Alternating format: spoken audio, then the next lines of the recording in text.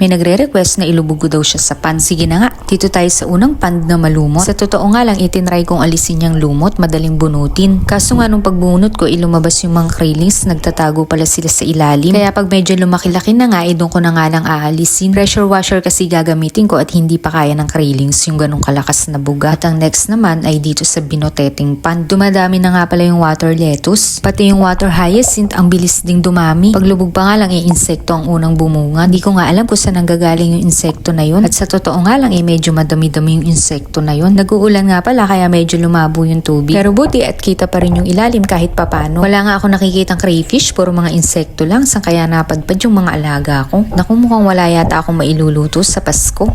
Yan nga palang nakikita yung nakalawit na ugat na yan ay ugat ng water lettuce. Mukhang maputi at medyo malinis tignan yung ugat nila. Hindi kagaya sa water hyacinth na maitim. Kaya nga binabala ko natanggalin na din yung water hyacinth. Nagparamihin na nga lang yung water lettuce. Kanina pa nga tayo pero wala pa tayo nakikitang crayfish dito sa pan. Kaya itry naman natin sa ibang side ng pan. Silipin nga natin tong loob ng pipe baka sakaling meron. Naku, wala pa rin nagre-renta dito. Pero buti nga kahit isa ay may nakita ko. Dahil kung hindi, tutuyuin ko to. Haha, charot. Mukhang tamad na tamad pa yung nasa loob ng pipe kaya dumako muna tayo sa iba. Dito nga mukhang wala. Ang iniisip ko nga baka may igat na dito sa pan. Dahil dati nga nakakita ko ng igat sa may labak baka dito napunta. Kumakain pa naman yata ng crayfish yun. Hindi nga ako mapakali dahil parang dadalawang crayfish pa lang yata yung nakikita ko. Sana nga lang at nasa ugat lang sila at nagtatago. Nga ako napansin na parang nagpapanggap na isda at napakalaki na.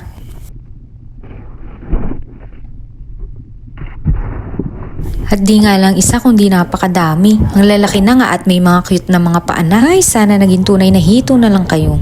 At dahil nga kakapiranggot na crayfish lang ang nakita ko at gustong-gustong tirahan ng palaka yung water hyacinth, eto na nga at tatanggalin ko na. Sa totoo nga lang medyo kinakabahan akong lumusong. At alam nyo ba, meron na mga kumikiliti-kiliti sa paa ko dyan. At buti na lang, may nahuli ako, nagtatago pala sa ugat. Pero wala, tatanggalin ko na talaga tong mga water hyacinth. Di ko nga alam kung may mas lalaki pa ba dito. Sana nga lang meron pa akong makita na mas malaki pa dito. Medyo matrabaho nga tong ginawa ko. Chinecheck ko pa kasi yung mga ugat at baka may crayfish na mga nagtatago. At di nga ako nagkakamali, kakulay na nga sila ng ugat ng water hyacinth. Medyo madami-dami na nga din akong nakita. Kala ko talaga naubos na sila. Mula nga nung nagawa tong pan na to, hindi ko pa to nalilinis. Nagdadagdag lang ako ng tubig pag natutuyo. Pero napakadalang dahil panay ang ulan dito. Water lettuce na nga lang pala talaga ang tinira ko. Ayun lang, sana'y umabot kayo hanggang dito.